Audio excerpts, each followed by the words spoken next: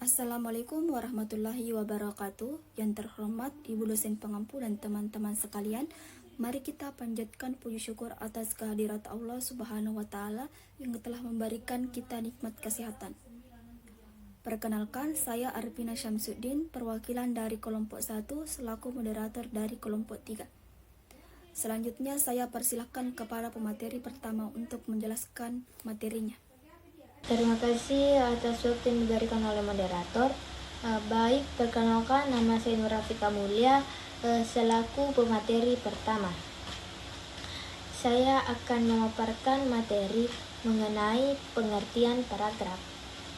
Jadi, paragraf adalah seperangkat atau sekelompok kalimat yang tersusun dari satu kalimat pokok dan beberapa kalimat penjelas. Jadi, yang dimaksud dengan kalimat pokok adalah kalimat yang berisikan masalah atau kesimpulan yang terdapat dalam paragraf itu sendiri. Sedangkan kalimat penjelas merupakan kalimat yang berisikan penjelasan atau masalah yang terdapat dalam kalimat pokok. Paragraf juga menandakan di mana suatu tema dimulai dan berakhir. Adapun contoh kalimat pokok dan kalimat penjelas seperti di atas, yaitu contoh kalimat pokok dan kalimat penjelas. Contoh kalimat pokoknya yaitu buah-buahan baik untuk kesehatan. Kalimat tersebut hanya menjelaskan intinya saja.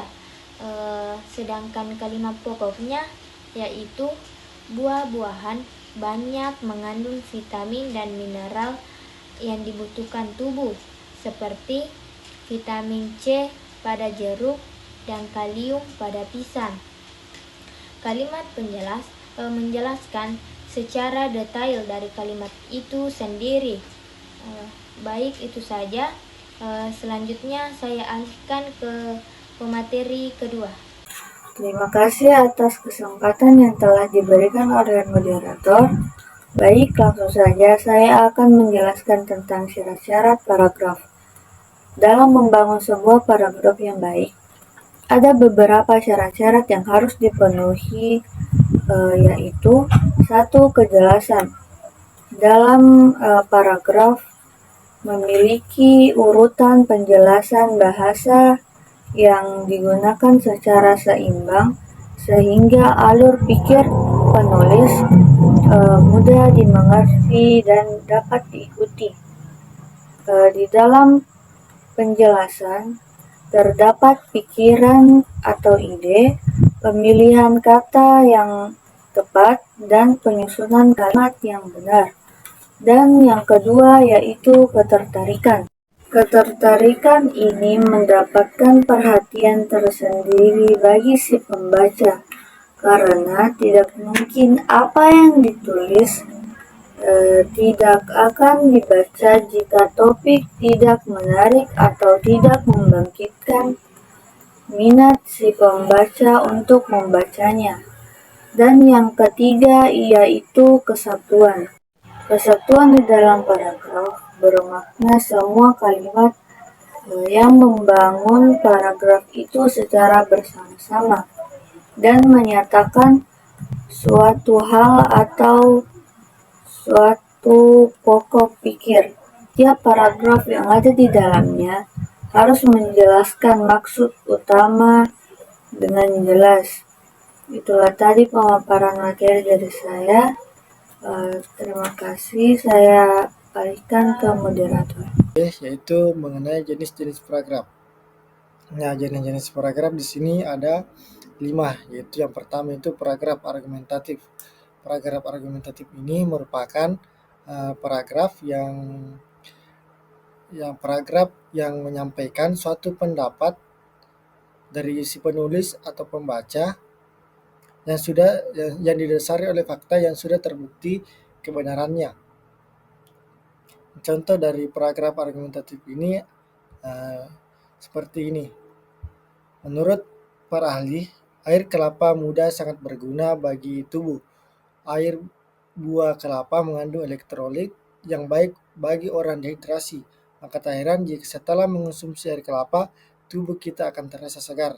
Nah, kalimat pertama ini menurut para ahli. Nah, ini bertujuan untuk meyakinkan pembaca bahwa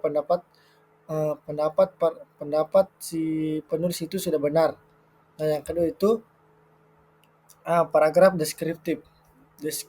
Nah, paragraf deskriptif ini adalah yang paragraf yang menggambarkan atau melukiskan suatu kejadian baik itu makhluk hidup maupun benda mati. Nah, contoh kalimat paragraf deskriptif itu seperti ini. Di depan rumahku ada pohon kelapa. Pohonnya sangat tinggi.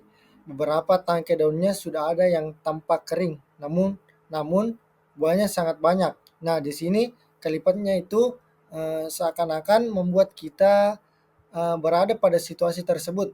Nah, seperti itulah contoh paragraf deskriptif. Nah, yang ketiga itu paragraf naratif. Seperti ini contoh paragraf jenis kalimat paragrafnya. Nah, paragraf naratif itu merupakan paragraf yang menceritakan suatu kejadian sesuai kronologisnya atau sesuai urutan waktunya. Pada paragraf naratif ini membuat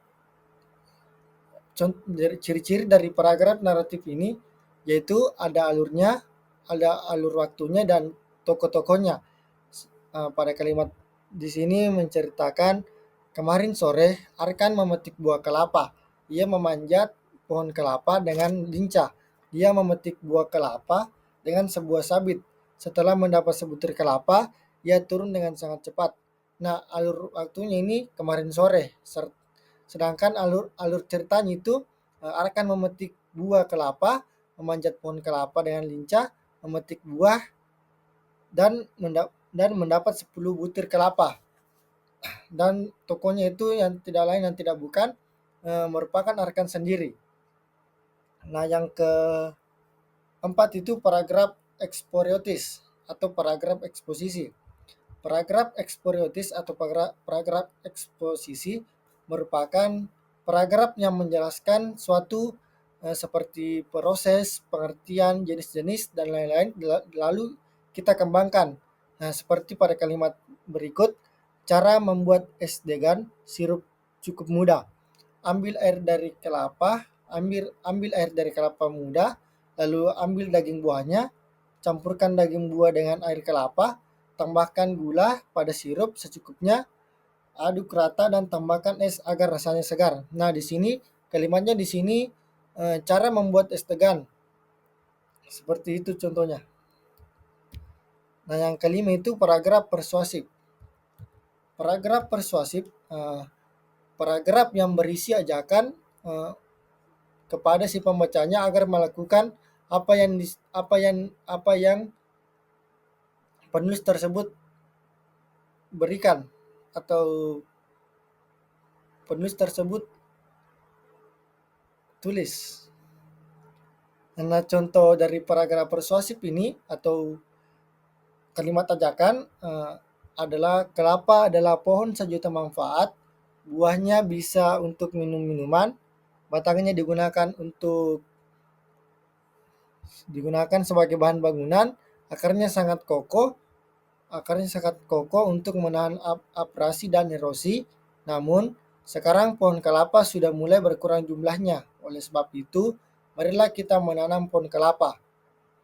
Nah, pada akhir kalimat disebutkan oleh sebab itu, marilah kita menanam pohon kelapa. Nah, kalimat tersebut mengajak kita untuk menanam pohon kelapa. Nah, seperti itulah contoh paragraf persuasif. Terima kasih atas kesempatan yang diberikan oleh moderator. Saya Juwita Puspita Rahim akan melanjutkan materi selanjutnya, yaitu pola pengembangan paragraf. Dalam buku yang ditulis oleh Kunjana Rihardi ada 7 pola pengembangan paragraf. Pola yang pertama yaitu pola runtutan ruang dan waktu. Pola ini biasa digunakan untuk menggambarkan proses terjadinya suatu kejadian atau peristiwa atau cara membuat sesuatu selangkah demi selangkah sesuai dengan peruntutan ruang atau tempat dan waktu atau kronologi. Yang kedua, pola sebab akibat. Pola ini biasa digunakan oleh para penulis karya tulis ilmiah untuk memberikan penjelasan tentang apa yang menjadi sebab dan akibat dari terjadinya sesuatu. Contohnya, karena terjadi penebangan hutan secara liar mengakibatkan hutan menjadi gundul dan terjadi longsor. Pola yang ketiga yaitu pola susunan pembanding. Pola ini biasa digunakan oleh para penulis karya tulis ilmiah untuk membandingkan dua perkara atau lebih di mana terdapat perbedaan dan kesamaan pada perkara tersebut. Misalnya buah anggur dan apel sama-sama buah tetapi memiliki perbedaan rasa, warna, dan tekstur. Itu adalah contoh kecil dari pola susunan pembanding. Pola selanjutnya yaitu pola susunan ibarat. Pola ini biasa digunakan oleh para penulis karya tulis ilmiah untuk sesuatu yang memiliki persamaan atau kemiripan. Contohnya, hati ibu bagaikan lautan yang luas untuk menampung keluh kesah anaknya. Pola susunan ibarat biasanya menggunakan bahasa-bahasa kiasan dalam penggunaan pola susunan ibarat. Selanjutnya, pola susunan daftar. Pola ini biasa digunakan oleh para penulis karya tulis ilmiah dan teknikan untuk mencantumkan daftar, tabel, grafis, dan lain-lain. Contohnya, macam-macam buah yang mengandung vitamin C, antara lain buah apel, buah anggur, buah jeruk, buah jambu, dan lain-lain. Selanjutnya, pola susunan contoh. Pola ini digunakan oleh para penulis karya tulis ilmiah untuk memberikan contoh sebagai penjelas apa yang ditulis di kalimat utama atau kalimat topik atau kalimat pokok. Contohnya, ikan di laut sangat banyak. Contohnya, ikan paus, ikan hiu, ikan tongkol, ikan lumba-lumba, dan lain-lain. Selanjutnya, pola yang terakhir yaitu pola susunan bergambar. Ilustrasi atau gambar digunakan sebagai penjelas dari apa yang ditulis di sebuah paragraf. Misalnya ada gambar rumah kayu di sebuah pedesaan. Itu dibuat dalam sebuah deskripsi, kemudian digambarkan dalam sebuah gambar berbentuk rumah kayu yang ada di sebuah pedesaan, dan juga deskripsi sebagai penjelas dari apa yang ditulis di deskripsi tersebut. Terima kasih. Saya kembalikan kepada moderator. Baik, itulah tadi hasil pemaparan materi dari kelompok 3. Selanjutnya saya akan membacakan kesimpulan. Yang pertama, paragraf didefinisikan sebagai suatu jenis tulisan yang memiliki tujuan atau ide. Yang kedua, sebuah paragraf biasanya terdiri dari pikiran, gagasan, atau ide pokok yang dibantu dengan kalimat pendukung. Yang ketiga, jenis-jenis paragraf terbagi menjadi 3, yaitu paragraf pengantar, paragraf pengembang, dan paragraf penutup. Yang keempat, fungsi penulisan paragraf. Fungsi penulisan paragraf dibagi menjadi 4, yaitu menampung ide pokok, membantu memahami isi, membantu menguraikan masalah, memulai pokok pikiran baru. Yang kelima, ciri-ciri paragraf terbagi 4, yaitu letak baris utama agak menjorok ke dalam, memakai pikiran utama yang dinyatakan dalam kalimat topik, memakai pikiran penjelasan yang dinyatakan dalam kalimat penjelas, memiliki suatu kalimat topik utama saja. Yang keenam, unsur paragraf terbagi menjadi 4, yaitu transisi, kalimat topik, kalimat penjelas, dan kalimat penyimpulan.